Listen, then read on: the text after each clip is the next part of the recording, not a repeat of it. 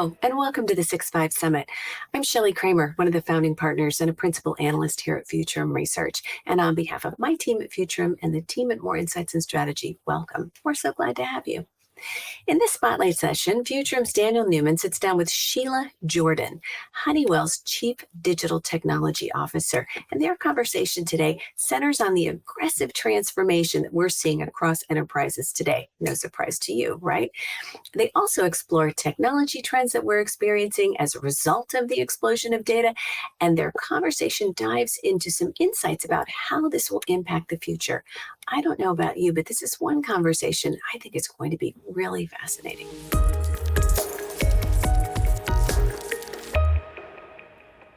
Sheila, it's so great to be back here in Charlotte. Yes, welcome back to Honeywell's headquarters. I know, sitting down, it's a little more vibrant this time. Yes. I came right before the holiday last year, and the building was beautiful, but it was empty. Obviously, different situation with the pandemic, and it was around Christmas time, so maybe it had something to do, holiday time, something to do with the, nice bosses letting people not work at that time.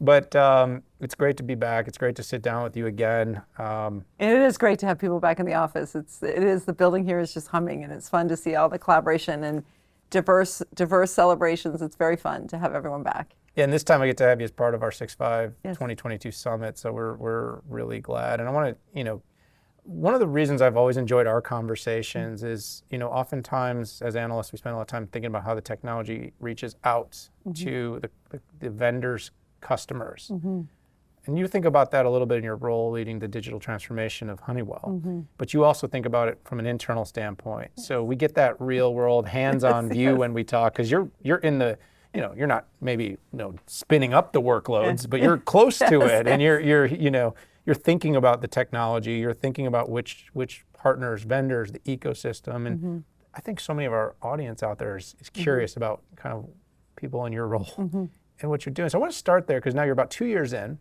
leading this digital transformation of Honeywell, which is doing it internally and externally. Just talk a little bit about where you're at in your journey. Yes.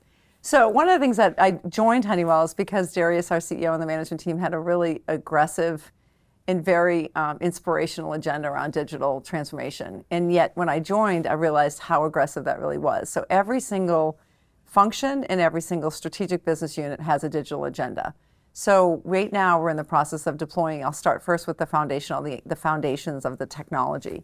So we have 21 platforms that we've modernized and put into place. That's everything from Salesforce to ALM, PLM, to Connexus for our planning and supply chain, to Adobe, to the whole gamut of 21 strategic platforms. I'm happy to report that by the end of this year, we'll have most of that completed, with a couple that'll straggle out until Q1 or Q2 of next year. But then you step back and think, okay, the applications are exciting and interesting, but the real value, I believe, the value extraction comes from data. So we entered in a year or so ago on having an enterprise data warehouse, and you think, okay, great, why and how come? And the reality is that each of these applications spin off a bunch of transactional data, so bookings, billings, revenue, backlog, inventory, and yet when you put it all into the enterprise data warehouse, you see insights and things that you couldn't see in a transactional system. So we've been on this road for a while. By the end of this year, we'll have about 85, 89% of our relevant data that we've identified today. And I will say that I think data, the use of data and the extraction of value from data is an ongoing journey. So you're never really done.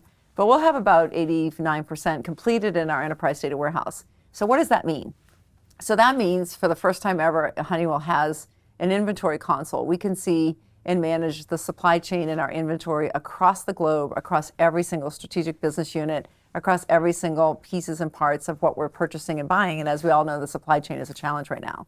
So the ability to see inventory and the management of inventory across, the whole Honeywell Corporation is quite interesting. The other thing, as we all know, is inflation's been a challenge, and it continues to increase. And so how we think about and see inflation, we matched inflation to certain areas that we could actually take some impacts on pricing. So beginning to really match inflation with pricing. So that's, of course, what we've done in the last 6 months or so, which has really helped us manage that inflation challenge that we all are facing as well.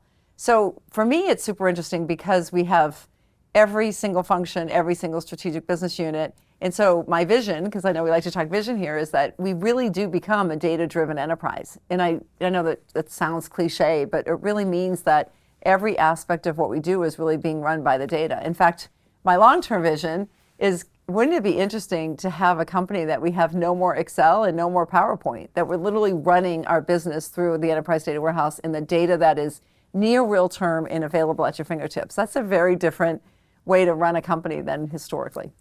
I don't know. I love a good spreadsheet. I don't know. A good macro and a good spreadsheet, especially when I can just put the data in I want. Yes, exactly. So that's the problem. Oh my gosh, look at this growth. No. Yeah, that's the problem. And then you can have 20 or 30 versions of it floating around the organization. Yeah. Not even ISO can really fix that, can it? No. I like where you're going with that. I do want to take just a quick step back, because we've done research over, a number of years, and we do a digital transformation index every year. And one of the areas that always rises to the top, because I hear your tech roadmap, I'm on board. Totally get it.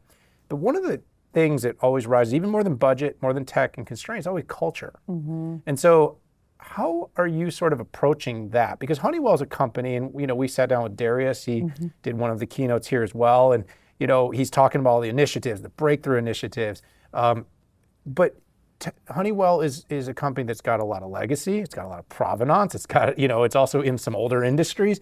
People that have been here aren't necessarily all techies. You got people from industries, and by the way, everything's becoming techie. Right.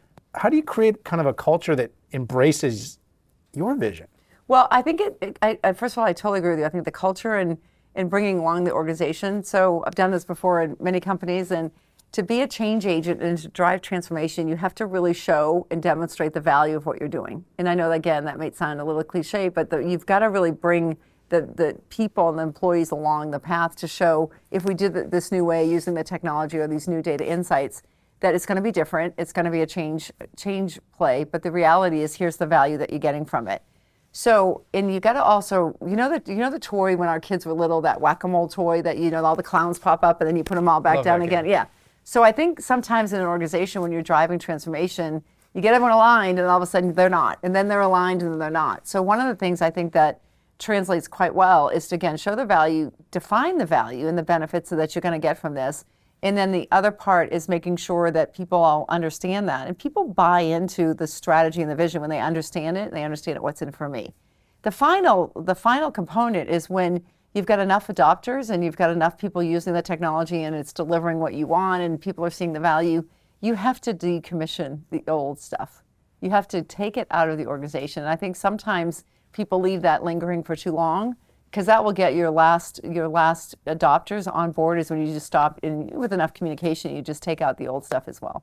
Yeah, so sometimes it's a little bit of the ripping off the Band-Aid. Yes. By the way, I call that business whack-a-mole. Yes, business whack-a-mole. It's business whack-a-mole. Good, I'll steal literally, that. Yeah, because it's literally like, when you're running a business or a company, it's whatever pops up that day. Yes. And you're like, so here's my big dream board. Right. And here's all the stuff that pops up today. Yes. And by the way, it's like this, and you're like looking over here. Do I have a minute? You look like a drummer. You're trying to keep at it. But it is a continuous, and like I said, year after year, we ask questions about, well, what's the technology you're going to invest in? By the way, data, continuously one of the biggest. But it's just always kind of funny with culture. I remember a CIO study that came out a few years back that said something along the lines of like, 50% of IT projects fail inside of an enterprise. And if you think about how absurd that is, because the companies that people are buying technology from are very rooted, very established, proven companies. I mean, occasionally maybe you buy a product that doesn't work. Right. But more times than not, Sheila, you're buying a product that's proven to work quite well. Yes. And you cannot get your teams on board. And I love what you said about kind of ripping off the Band-Aid, taking out the old, because you let people do it the old way, it's going to stick around. The human for condition. A lot longer than you want. It is absolutely the human condition. So you're driving the culture forward. You're making the big bet on data warehousing. How does this sort of propel the company forward? Like, as you now get this implemented, you said 85 to 89%, which means you're very close. And by the way, you'll probably always be around that. Exactly. Because I think you'll find the next series of data that you need. Yes. Because you'll always be. So if you ever get to 100%, it means you kind of stop. Right. But what are you going to do to drive the next wave of innovation once you sort of got all this sort of debt out of the enterprise, and you've got your 21 priorities largely in place with whatever's new in the slate? Right. So I'd say a couple things. I think the industry talks a lot about AI, and I would say that we're just scratching the surface on AI. So one thing is, AI works and automation works when you've got this plethora of data that you can actually start understanding what those insights are and what those findings are that that any human body can't see, and or you just need to make sure that you're looking for those insights that not each transactional system gives you. Let me give you an example. So we actually digitized 200,000 contracts. We have over 200,000 contracts for our suppliers and partners and vendors, and we digitized those. So we now have them all in different templates in each section.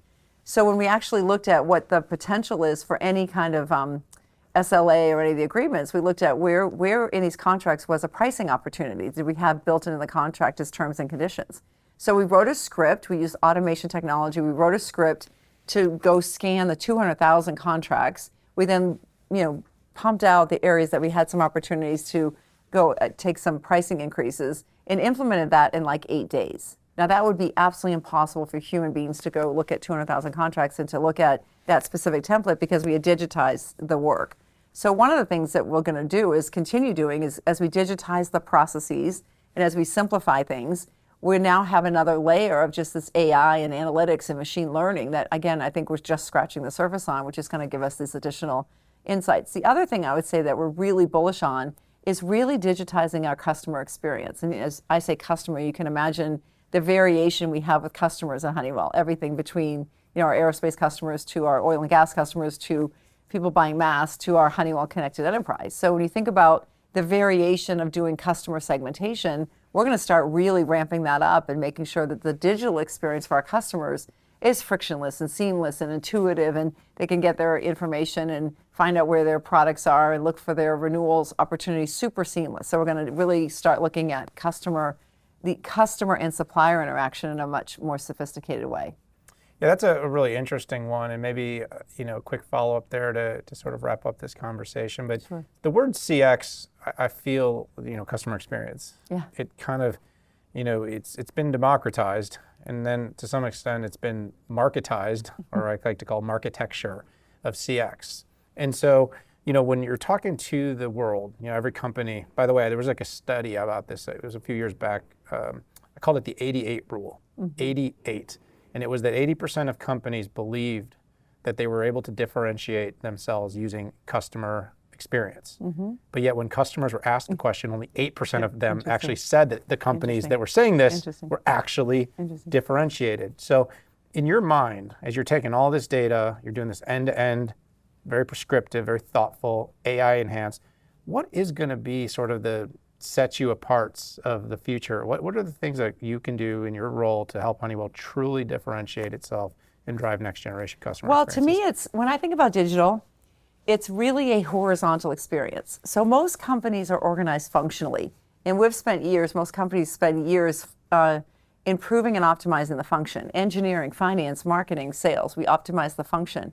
But when you look at a digital experience, and I'll just use an example, an airline example, I can book my family of 4 on my airline app in 6 minutes or less for an international trip without pulling out a credit card, a loyalty number, nothing. Why? Because it knows me, it knows the profile of my people, the people I'm traveling with, it knows click, click, click, and you're done. In fact, the only thing that takes 2 minutes of the 6 is they still haven't figured out to automate the seat assignment, because I like the window versus the aisle, but I'm sure they'll figure that out. But the reality is that experience spans across 6 to 7 different functions in an organization. Marketing, branding, pricing, packaging, finance, because I'm processing the credit card. So digital is really a horizontal experience. And what most companies really need to improve, and this is our next thing we're working through as we move up the architecture, is the end-to-end process. Because again, we've managed the processes in each of the functions, but when you put it all together, it may not make sense.